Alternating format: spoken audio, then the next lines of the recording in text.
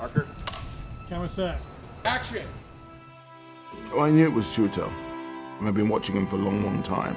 And I always felt that he was able to sort of reach that kind of performance. And I knew that he could do it. I was born a free man. Can I get a kiss, please? Thank you. Until the day I was kidnapped and sold into slavery. We had a pretty extraordinary script. And at that point, we got Chiwetel Ejiofor to commit to playing Solomon. If you want to survive, do and say as little as possible. Well, I don't want to survive. I want to live. Chiwetel got on board, and there was never another Solomon. Pick that cut. Move along, huh? When I first read the script and the book, I'd never read or seen anything like that in my life.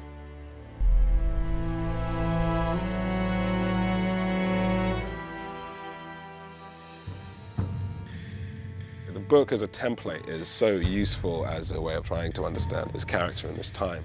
Master brought you here to work. I don't want to hear a word out of none of you. Once you read Solomon's autobiography, it puts you in a certain mindset where you start to get a little glimpse into what he's going through and what he is seeing. I originate from Canada. I guess where that is. Oh, I know where Canada is. I've been there myself. Well, travel for a slave. Once I started to see that, to really feel what that emotional journey would mean for someone, it's impossible to kind of lose it.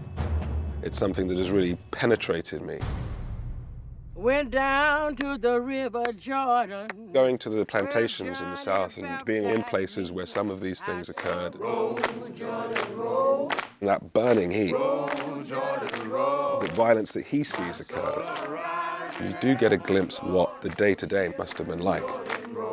It's quite a thing. Chiwetel conjures up the most profound empathy, not just because of the situation. There's something about him and what he transmits as an actor that's just very, very earnest, very vulnerable, very sharp, and you really care for him. Working with Chiwetel, who's very experienced and a great actor, been a fan of his work for a long time. So bright and so just ready. It's kind of incredible. The confidence and poise and prep is really impressive. He allowed the rest of us to have that same kind of work ethic. Let's go about this with an efficiency and a sense of duty. My back is thick with scars for protesting my freedom. Watching Chiwetel was, to me, a masterclass in subtlety and in nuance, because he did have this 12 years of this story to tell, and starting in one place, and I was able to see all of it just alive in him. You can't imagine how difficult it was to do what he had to do. He's in every scene.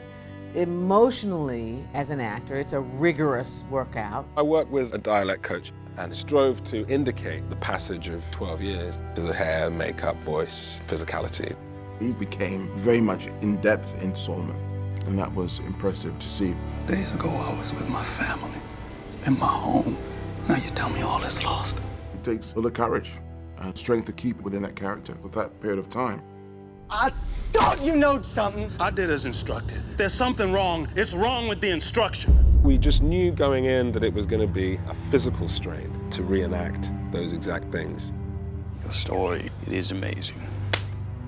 And in no good way. You come here. Master, I said come here! But it felt it was such a strong part of the story. I will survive.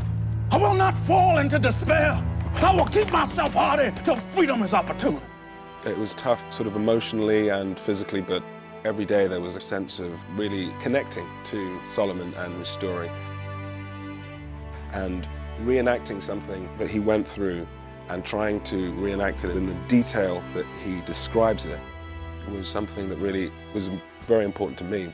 It would be an unspeakable happiness to see my wife and my family again. Chiwetel has the ability and nobility to sort of hold the camera and hold the whole film together. It was an extraordinary journey to go on, and I knew that it would be. I was a free man. I'm not a slave.